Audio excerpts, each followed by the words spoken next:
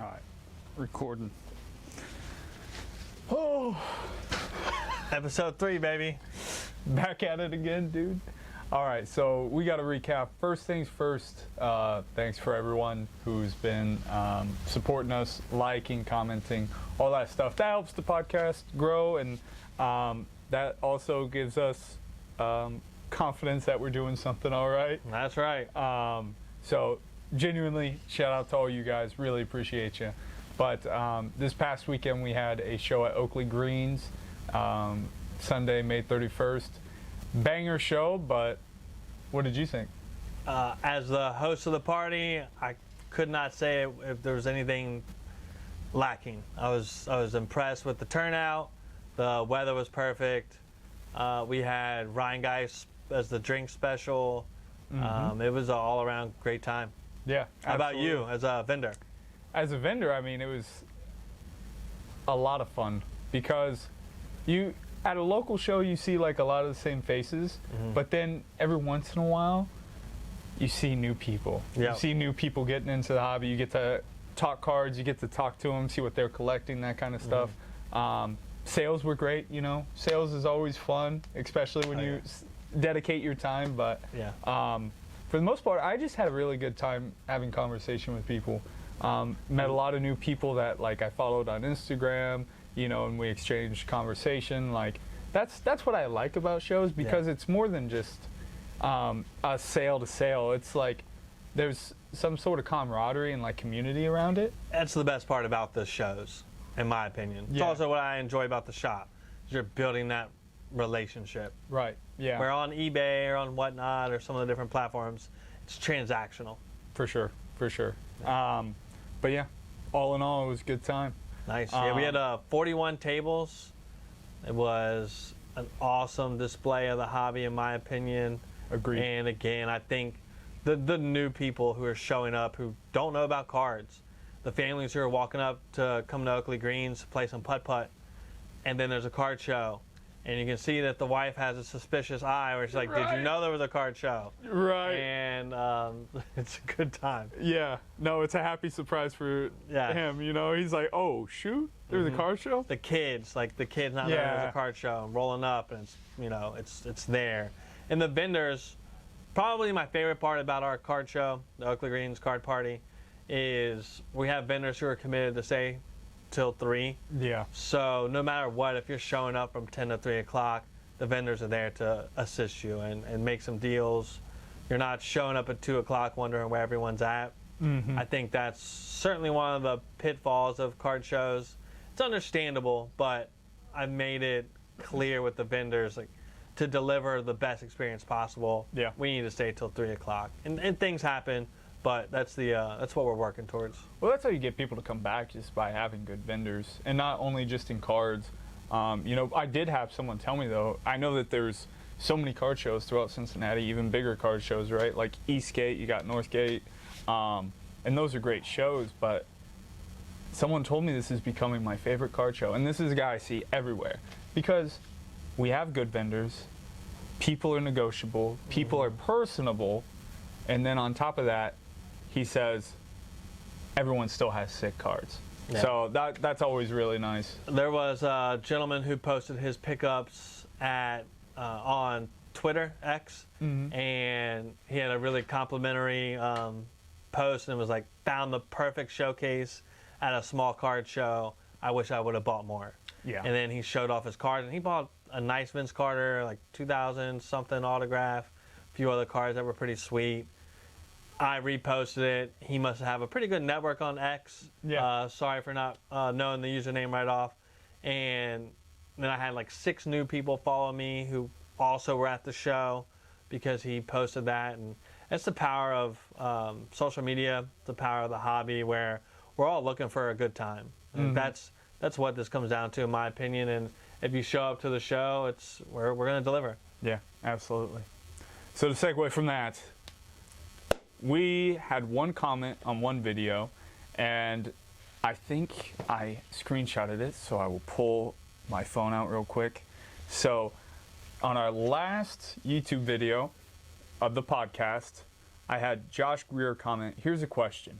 Favorite case hit not a downtown or kaboom. I'll leave it to you to start us off. I'm assuming football, basketball, that kind of related. Yeah, I would say my favorite is the Genesis. Oh, okay. I think the Mosaic? Genesis is just incredible. It's so unique to the set. Mm-hmm. I think the aesthetics are just off the charts. I remember pulling one in a break in 2020 of a Lamar Jackson Ooh. and just being absolutely blown away. Yeah. One of my favorite cards. So I would say in the football sphere, it's got to be the Genesis for me. Yeah. I just think they're so sharp. They are very clean. How about you? I mean, for me, to follow up on that, I really like the color blast. Even the Phoenix color blast, like so I need to specify, but the white background color blast. Yeah. Because I know that there were some Obsidian ones that have the black background, but the white. Those are amazing. Those would definitely be up there. Bro, for sure. Those and I don't know. I think I heard, I'm not very up to date on this, but I think some of the values and the prices on them have kind of gone down because people are like hedging their bets on kabooms, downtowns, that kind of thing. Yeah. But in my opinion, man, even the Phoenix color blast, I'm like, I get down with those. I like them. The reminds me the other one, Blank Slate. Like I almost never see them. No. But when they show up, they're electric. They're fun. I think you're onto something because I love those simple and like almost exquisite kind of like cards where it's just like, man, that is a really clean card. Yeah. And Blank Slate, that's a perfect one. But you're right. I don't see many blank slates. I don't think I've ever had one come in the shop. Raw, 2 graded, years. anything. Haven't had one come through. Hey guys, maybe that's a case that you need to look at as we're having this conversation. I'm curious, man. Yeah. But thank you. Yeah. Thank you for the question. Really appreciate you. Keep them coming, guys, because we do want to kind of talk about the hobby and the full generality of it, but also want to be able to answer questions and have conversation with you guys, like you guys are here in the shop with us, right? So from that, I'm going to segue to what you brought up to me. Jake sent me a message the other day and showed me the pop reports of PSA, SGC, TAG, CGC, and For the month of May. And it looks like TCGs are kind of popping off, man. It's unbelievable. One Piece, Pokemon, Yu-Gi-Oh, Magic, they have certainly made a run on the grading scheme of things. I think I even saw One Piece outdid sports cards. I think it was maybe baseball specific. Okay. But it outpaced one of the major sports. Yeah. Pokemon is taking up nearly 50% of PSA grading. Yeah. So if you're wondering, why are my cards taking so long to get back? Pikachu. I would say Pikachu is the number one culprit here. It's noticeable in the shop. I think I'm next to an arcade. Mm-hmm. I'm seeing a lot of Pokemon cards, a lot of Pokemon collectors, a lot of new collectors coming into the shop. Mm-hmm. And I think, sports are universal, of course. So are imaginary characters. Yeah. And they connect generations. I think they're connecting multiple generations at this point. When you look at the dads and the young adults from the 90s who got into it. Well, when I was into it, I was 10. Now I'm going to be 40. It's 30 years later, and it's a pretty impressive run by Pokemon. We have the 30th anniversary coming out in the next couple months here, and there's really no signs of it slowing down.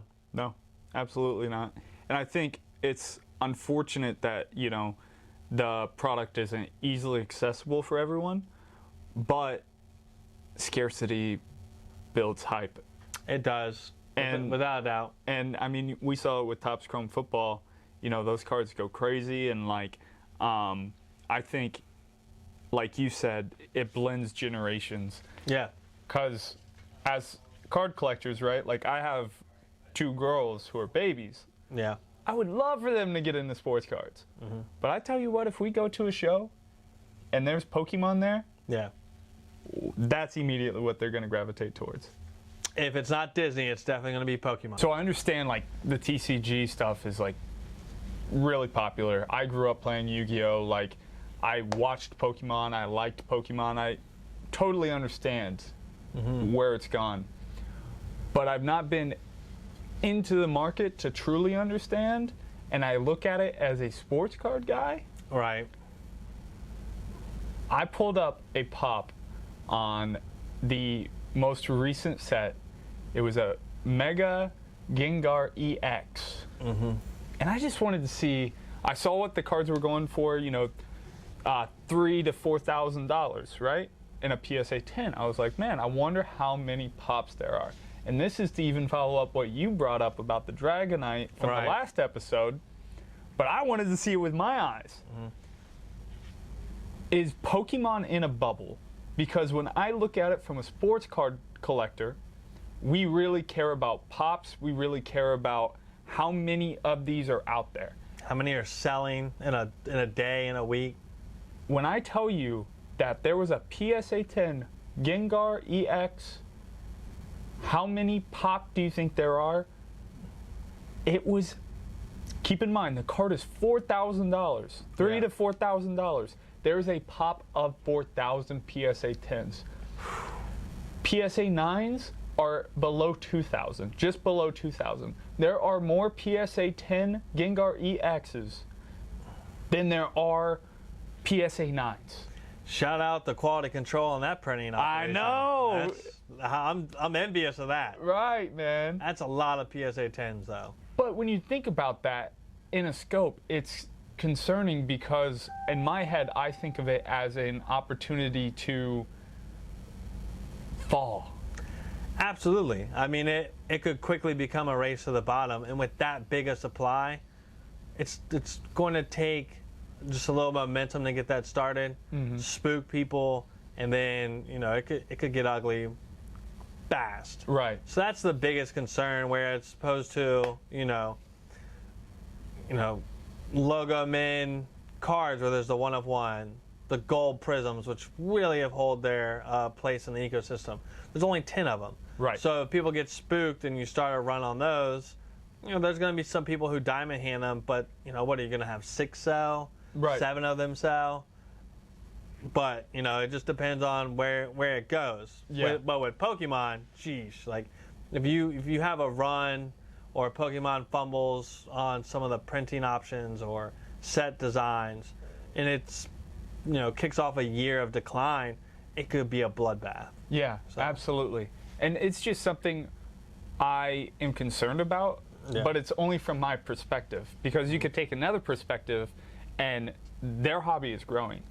Like the Pokemon hobby is, I mean, we just talked about it, our kids, right? Yeah. The youth are interested in Pokemon. Every little kid I know knows Pikachu. Yeah.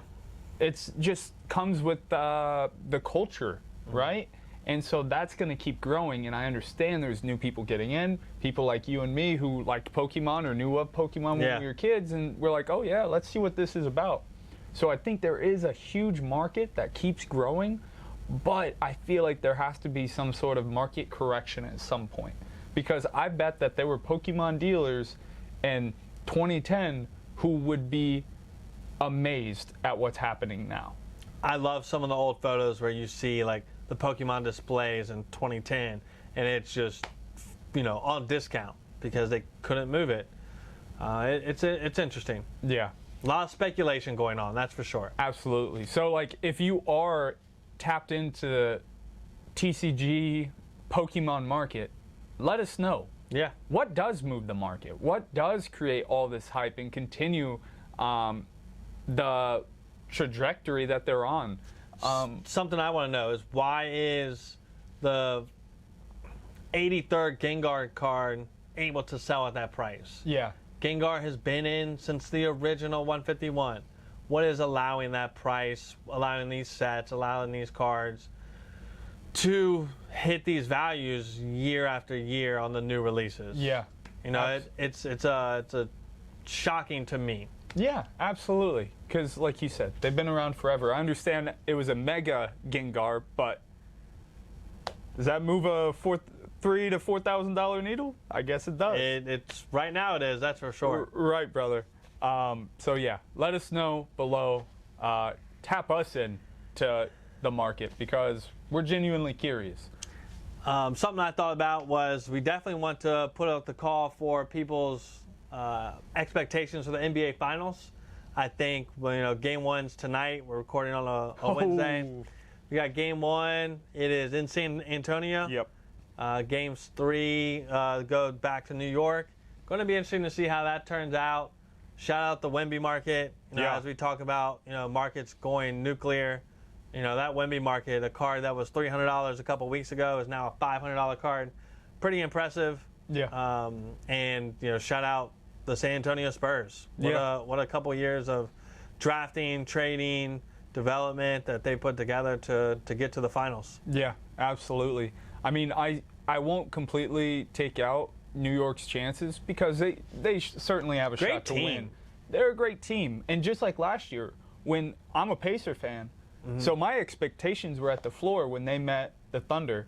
And I could be crazy, but Hallie stays healthy in Game 7, we win that thing.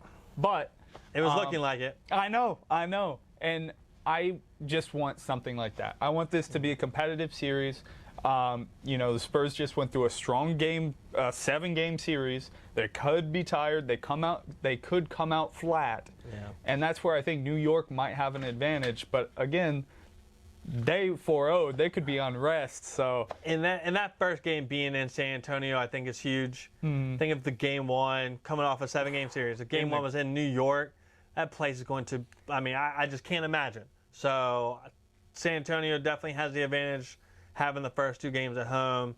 Hopefully settle those nerves. Yeah. Go to New York and put on a show for the people. If it goes to a Game 7 in the Garden. So I think Game 7 would be in San Antonio. Oh, yeah, shoot. We're going to edit that out. But I'm just excited to see the Garden get wild because they've been waiting a while for something like this. My man Gary Vee is going to be excited for the next 10, 14 days for this playoff series. Yeah. Well, hopefully he stays excited in case, the Spurs lay it on him. Yeah. Yeah. But it could go back the other way. I don't know. I don't expect the Spurs to whoop them. I don't expect it to be 4-0, 4-1. I think New York's coming off of the run they had last year. They lost to the Pacers in the Eastern Conference Finals. I think they're geared up for it. So if I was betting, I'd be betting on the Knicks. I think they just have more experience. I think Wemby is an electric player. But when it's really all centered around one guy, I think that's tougher and that can lead to things going south as opposed to the Knicks where they really have a lot of championship caliber players who are going to step up. Yeah. It's just a matter of can they overcome Wemby. Yeah, absolutely. I will say San Antonio's front court is kind of scary too. When you're rotating through De'Aaron Fox, Castle, Dylan Harper, who's a rookie shooting 50% basically, and then you got is it Vassell? I'm just saying that's lethal. When you can bench a guy like Dylan Harper to come off the bench, that's going to make your second team immediately have some advantage. Absolutely. Yeah, I guess we'll see. But it'll be fun. You calling your shot? Who do you think wins? Knicks in 7. Ooh, that's a hot take, I think. I mean, I'm going to go with the experience over the youngins. Okay, I'm with it. I respect that choice, but I definitely think San Antonio. I think if it's 2-2, I think San Antonio wraps it up at the Garden. Because it goes 2-2, 1-1-1. Yeah, I think it's Game 6 at the Garden. They wrap it up. Oh. That would be brutal, but I think that's how it's going to happen. It'd be electric. And I think the hobby has won regardless with Wemby, De'Aaron Fox, Castle, Rookie of the Year last year, Harper. The hobby won with them making it. Yeah. And then I think the New York Knicks making it is electric for basketball in general and should really carry it into the off season and into the summer and into next year. Yeah, absolutely. Let's see here. We could talk about PSA closing and impact. Yeah. And then the Messi shoe thing. We can kick that if you want. Okay. Well, then let's talk about PSA. All right. So, Knicks in 7, Spurs in 6. You heard it here first. We'll see how game 1 goes tonight. But the other big thing going on in the hobby, not only in sports cards, but with TCG, PSA closing. Yeah. This happened recently in 2021, was it? Mm-hmm. And I am slightly concerned just due to the fact that if we're watching trends, that in 2021 we went from booming through COVID, and then 2021 was a immediate nosedive. Yeah, the brakes got slammed in 21, and then 2022 is where the blood hit the streets. Yeah. No one really, we didn't see it coming because we were all flying high. That's true. It was incredible. I sent 200 cards to PSA in 2 different batches at the end of 2020. Mm-hmm. I did not get those cards back until the end of 2021. Oh, my. They had my cards a literal year. Wow. And mid-shutdown, 2021, middle of the year, they're like, hey, we're pausing, we're going to get through these. I didn't get them back until the end of 2021. Yeah. They weren't accepting, I don't think, any submissions except for like walkthrough. Like Yeah. they really shut it down. Yeah. And then what happened in 2022, as they got through that backlog, prices had softened, market sentiment had softened. Mm-hmm.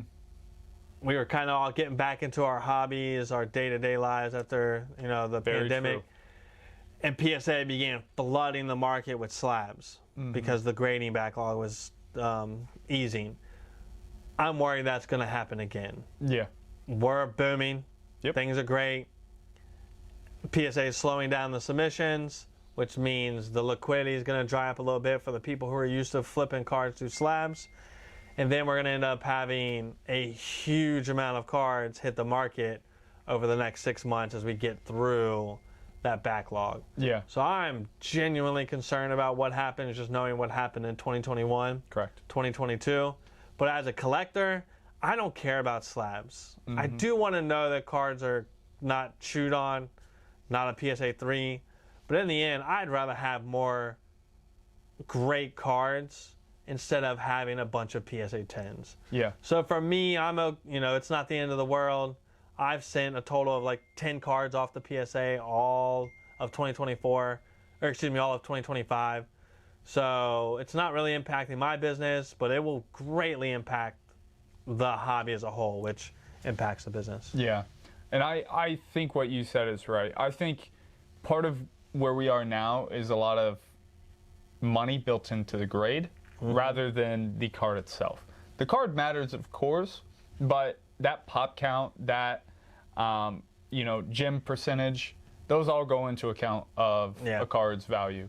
And I would like us to kind of get back to a raw card being able to climb value because that person is doing well or the hobby, sees great potential in them. You shouldn't have to grade all of your cards just to find a strong return on them. And think about how much money is going to stay in the hobby now that we're not spending $20 to $35 a card to have someone's opinion tell us how this card looks on a particular day. It does not necessarily translate to another day. Right. That money is going to stay in the hobby. I think it will also take down a little bit of the buy low, sell high, because I think people will be excited to bring in the collecting aspect of things, like as the prices settle without PSA dictating everything. Yeah. It'll be interesting where it goes. Yeah, absolutely. Because PSA has even ingrained purchase features and being able to sell to PSA. You get a PSA offer on almost anything you submit and have. So it's like, I agree. I do think that helps take them out of that. And maybe also we respect Beckett. We respect SGC, we respect tag a little more. Throughout this process, we're not going to be able to just pump out a ton of PSA graded cards. So like 2026, whatever new releases are coming, it's like, honestly, you might have some Beckett 9.5s, some Beckett Pristine 10s, some SGC 10s, and maybe those start gaining some respect and some growth within the hobby. And I think I like PSA to grade my card 100% because that's what the market respects. I like their slab. It makes sense for me. But if the market starts to move, we won't necessarily have to grade a PSA 10 to add value to our card. And that's what I think is really a great opportunity right now. And what's going to happen is we might have an opportunity to grade with these other graders. Even tag is kind of new on the block, right? Yeah, absolutely. And so it's like, let's send our stuff to tag. And if we see the market start valuing those things and the AI grading and the things behind what they have a clean holder. Yeah. It's like, that would be really encouraging to me. And I think that would be a growth of the hobby to be able to have these other grades and actually be respected. Yeah. Because if you have an SGC 10 versus a PSA 10, it could be half the price. I see it every day. And it's like, I just chose to go with a certain grader for a quicker turnaround. Yeah. You know, if we could just break that down to possibly, instead of it being half the price, maybe we just a fourth of the price. Yeah. You know what I mean? Like, and that's what I think would be really nice, is just to be able to slowly close a gap between the other grades to PSA. Yeah, I agree. And it is nice to have a third, fourth, fifth set of eyes, because there's the grader, there's the second grader, there's quality control. I do appreciate that. Yeah. I had someone bring in a card who bought a card last week, good customer of mine, brought it back in today. Like, hey, just so you know, there's a big crease on the back of this card. I didn't see it. I looked at it. I didn't see it. It was a $50 LeBron card. I gave the money back to him. I'm going to resell it at half of the price that it originally was, because it's still a cool card. Yeah. But in the end, it's like, you know, if it was a graded 7, 6, 5, which it probably was, Yeah. I would have known. Yes. I didn't. You know, I assume it's an 8 or a 9. Yeah. Hopefully it's a 10. But if a card is a 3, that's a different price than a 9. Yeah, absolutely. Than an 8. Yeah, I agree 100%. And I mean, I do think that's why we all value a grade, right? On a card, I value a grade on a card because it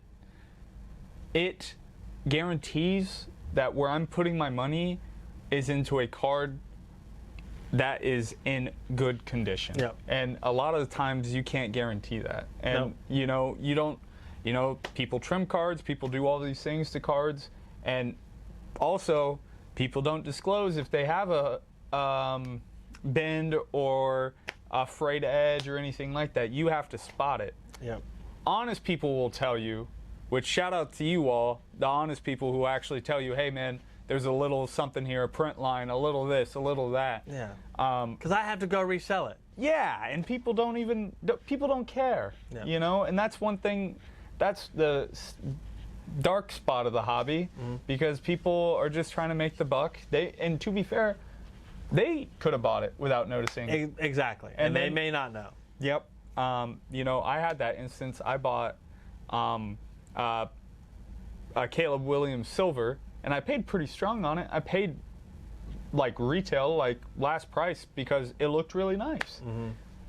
But it was in a top loader and a bag, and I didn't pull it out, and I didn't open it until I got home, and there was a crease in it. And it was a hard crease to see. It wasn't like straight down the middle. Yeah. And in a certain light, when I was inspecting it to maybe send it to PSA, Yeah. I realized I had a crease. And I reached out to the guy because I was been out of shape. But when he eventually got back to me, was like, sorry, yada yada. But long story short, when I went to move that card, I told the next guy. Yep. And it was funny because I moved it into a shop and he was giving me, you know, the full value.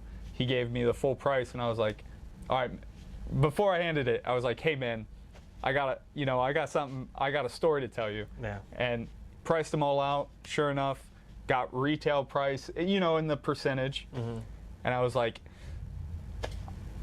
so here's the story. Look at this. Mm-hmm. And then he's like, oh man.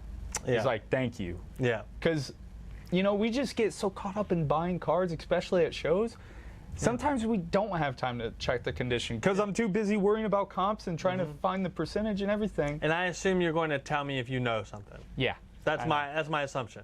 And I'm obviously wrong for that, but I'll adjust. But I'm also not going to expect the worst. Yeah. That's not how I'm going to live. It's not how I want to do it. I do need to have better processes in place. Sure. But I'm also not going to up in my life because of one bad deal on a card. Right. Yeah. Absolutely. Well, guys, that kind of wraps this up. Episode 3 down.